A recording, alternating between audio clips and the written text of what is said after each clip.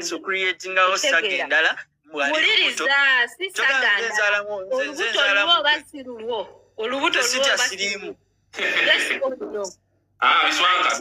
Biswanka Panther wategera otya nti mulwadde wa Siriya olaba kabata byayogera. This is the disrespect I told you. Biswanka kuvaako kati twagala ne Panther ayogere sayidi ye. Emirates Miss UK oliyo otya mwana wattu Emirates Miss ombuzeeko ndudde okulaba Emirates Miss UK, how are you doing? Tuliwo kati nze gwe wasobola okufunisa olubuto onvuma kati sirimu, which is okay. Kambere ne sirimu nalukufunisa wa nalukusiganga bizigo kambere ne sirimu wange kali lwaki owuddisa abantu kambere ne sirimu wange lwaki weewuddisa n'okulimba weyali okuwa musiiga ku kizigo kyonna ansobedde wulira wammakabata wuliriza Panther ndaba ntya Biswanka kuba nali simanyi olubuto lwange siwero lwakapere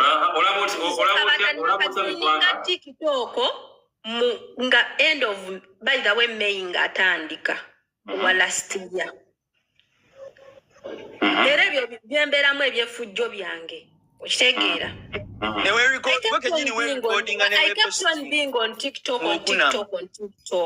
Nekati wenakuwako ka platform oba olumu Biswanka lumu listen oba mu myezi ene egiise kitegeera ng'akola live jjukira nze even woba ndaba kabatanga myezi najjawa ndi ku level 29 right.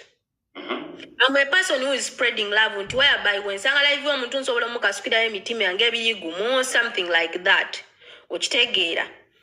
Kubanze nemanyi wawengwa bwengaba ebirabo ku live ye naita Panther nampita nenjoyininga. We were like positive, no problem. We kept on talking and then he started joining my lives too. Whenever I'm live, then he's live. Whenever I'm live, he come on my live. You get that friendship. We kept on like Then in Ajalumu live yange nangamba Panther, I'm really very sick. But I don't know, I don't have anything to eat. Umtogunumanyo, sinaba kugenda ko mdwaliro. It was by the way late in Uganda. I said, okay, no problem. Nenkola buli kimwe ekisoboka. Even I made a call on that live. Okitegeera. Live yonna yaliko n'abantu. Then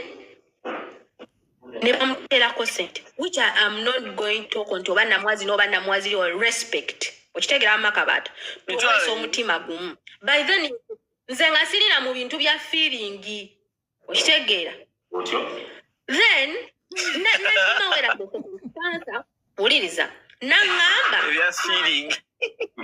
What is that? Nangamba Panther. Honestly, Togazano J Uganda. Ngatonda bie. Nkwe guide. Ani. I'm a simple person. Namugamba no problem.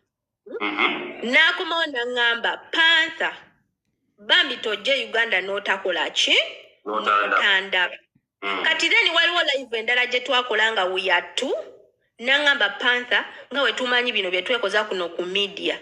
Netutandika okay you gonna pick me bichi era gwagenda okunchima ku airport ne tubeera mu vibe. Then it wasn't possible for him to pick me because of the flight time. Attends sometimes wow mukasirite entebe.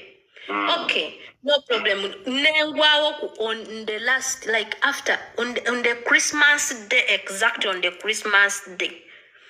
When I go Entebbe, I had to look for saloon. Ngembiri zanzirimu growth munch. Sina time then not then. Ngandi ku border by the end all the time umbera ku live umbera Uganda even right now. Then I'm not going to get time. Okuberanga nkolachi mulaba nenga mateo nakwate kubone ngenda musafari safari wena akomera onja kubanji mala ate nkolechi mbewe banga tona atenzireyo.